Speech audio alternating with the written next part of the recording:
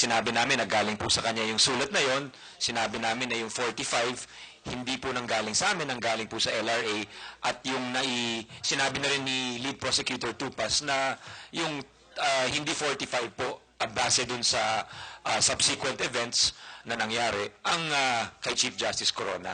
At alalahanin po natin, nung itong listahan ng 45, ito yung naging basehan po nung paghingi namin ng sapina sa ilang mga records.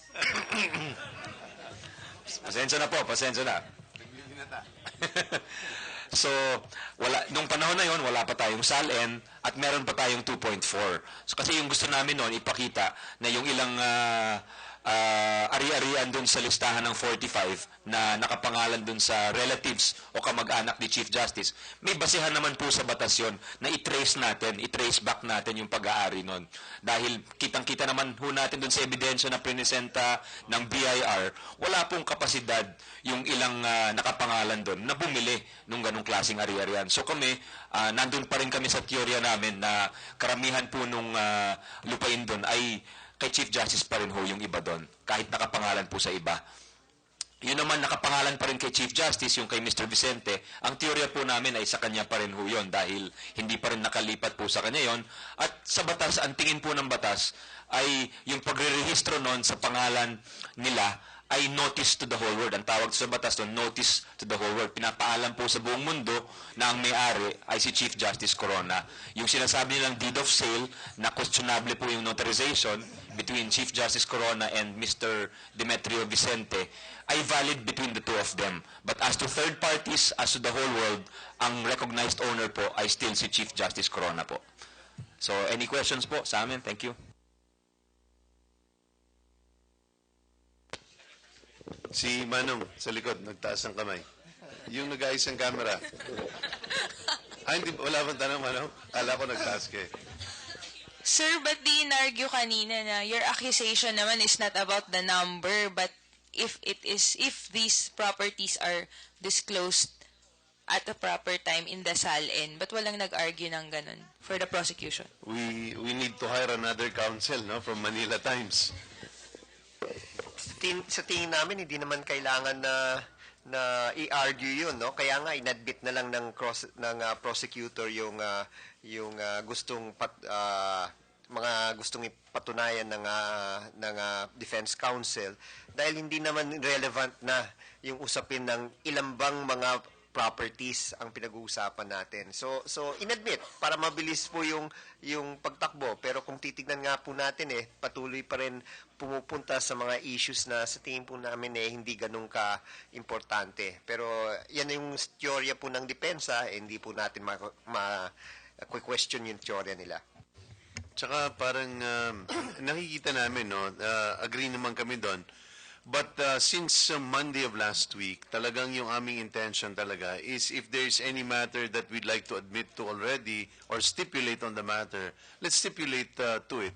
You have rarely heard objections coming from private prosecutors simply because we don't want issues dragging for such a long time. In fact, yesterday, the tact really has been if we don't consider the evidence as relevant, let's let them make the presentation, hindi na kami nagcro-cross. At least 50% of the witnesses, we did not conduct a cross-examination.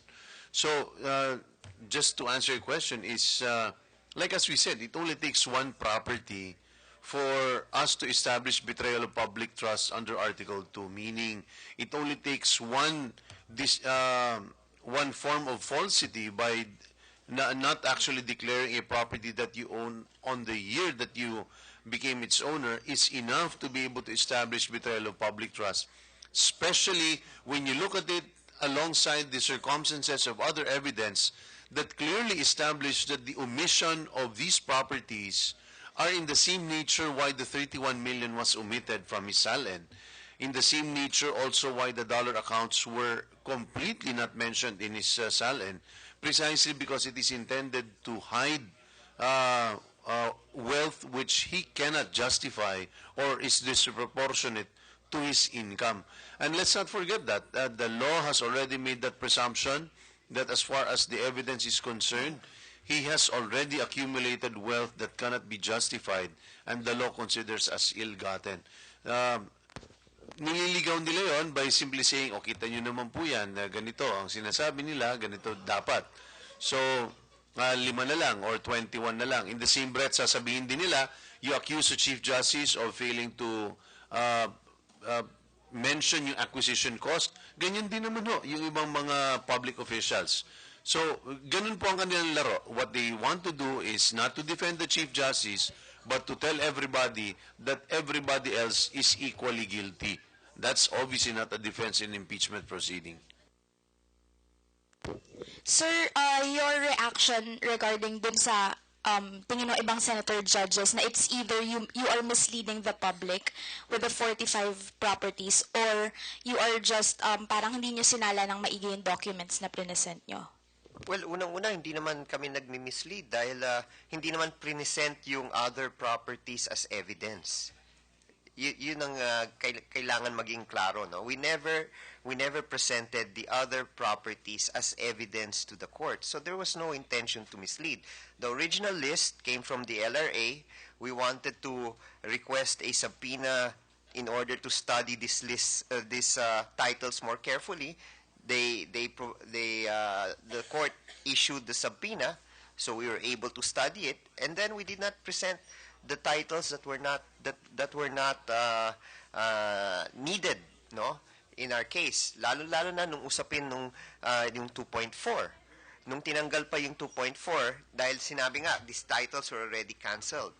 So ang meron kaming term sa land titles na chain of titles. So you look back, sino yung mga previous title owners of these properties, and then you try to determine now if based on the SALN, when was this property sold? Did the money go inside the SALN or not?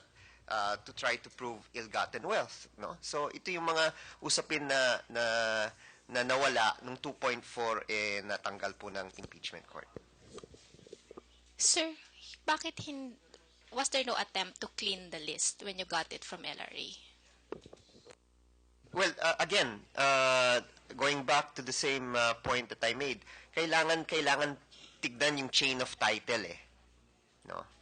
Remember, 2.4 was still present in the articles of impeachment, and in the chain of title, if at one point before the title was cancelled, ownership of the title belonged to Mr. and Mrs. Corona at one point, kailangan malaman kailan nabenta, kailan nabili, or kailan dinispose, no? At kung yan ay pumasok sa taon na nasa Korte Suprema na po siya, kailangan pumapasok yan sa cash in bank and everything. Hindi. Doon papasok nga sa usapin ng ill-gotten wealth and everything, and na-strike out nga yung 2.4. So, we were instructed not to introduce evidence with regard to 2.4. No, sir, I mean there were canceled titles in the list. Yeah, that's why we were saying the chain of title, even if it's already in the name of a new owner, you'll try to look back, di ba? Kung kailan, anong taon, nasa pangalan po ni Mr. and Mrs. Corona yan. And then you trace back. Kaya nga sabi nga po ng LRA, yung search engine nila will be able to provide the information how far back. Sabi nga, all the way to the original title, Siguro, parang panghuli na lang doon is, we obviously relied in good faith on the list that was provided by LRA. We asked, the chief prosecutor asked from the LRA, can you give us a list of all the properties in the name of the Chief Justice, as well as of the children of the Chief Justice and the wife. Yun yung binigay na listahan, yun yung kinabit natin doon sa request for subpoena. Remember, we wanted to be able to bring the Chief Justice on the very first day to court so that he could explain a number of things other than we were anticipating that there would be specific items that the impeachment court would ask from us. So it was necessary for us to show at least what the limits of the examination would be. One of the limits is pertaining to the properties or titles as identified by the Land Registration Authority. I mean, by golly, if We cannot rely on that list on the LRA, which is the government agency tasked with generating the list and is the sole repository of all titles. Then it would be difficult to whom else do we go? But if you remember that that particular event, kinabit namin yun dun sa request for subpoena, precisely sabi natin was to give the Chief Justice an opportunity to belie kung meron ng usapin dito, na kanya ba, hindi kanya, etc. And it was precisely the reason why we made that challenge for him to show up so he could explain also based on that LRA list that was given to us. But obviously, we relied in good faith on that list that was given by the Land Registration Authority. That letter did not have any caveats. I mean, it did not in any way say what have you. Sir, the senators are obviously disappointed with the administrator. Are you also disappointed with him for giving you a list that was not cleaned up? We will reserve our. It's not our. We are in no position. We are not the individuals that appointed him to where he is today. So our judgment is irrelevant as far as he is concerned. That's a matter between him and the executive. Sir, sorry, last. Senator Estrada asked him about his relations with the president, classmates sila in grade school. Is this relevant? That's it. I don't think it's relevant. Well, of course, you look at the person based on his president's confidence on his doing the job. No? Competent naman, abogado naman po si Attorney Diaz, so the president believes that he would be able to fulfill his job as LRA administrator. So I don't see any relevance to the question of Senator Estrada.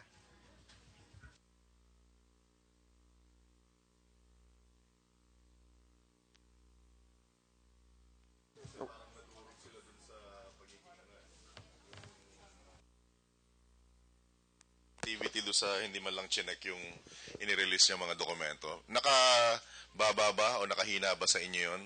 Or at the same time, may malaking naitulong ba sa panig ng Hindi naman, dahil defense? inadmit naman namin yung mga gustong ipresenta ng prosecution. And again, let's put it on record na we did not even present those other titles as our evidence.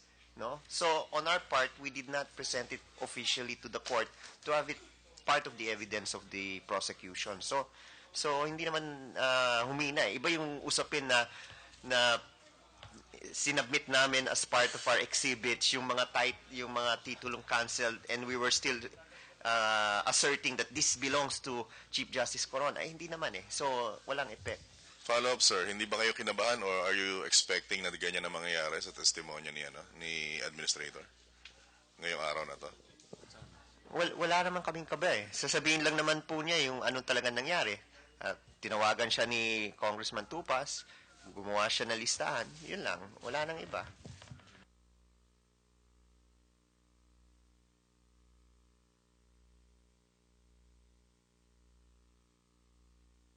Pero public document na yun, if you remember, no? That it became an attachment as part of the request for subpoena, which effectively is already public document. So there was no hiding as far as that was concerned. In fact, it was already in the hands of many of the Senate reporters at that point in time, meaning they were in possession of that. Pero we don't see any relevance no, yung kay as to the relations with the president. Ano ibig sabihin nun? Sir, in term na Cavalier, ano ibig sabihin nun? Ano yung insinuation nun, sir?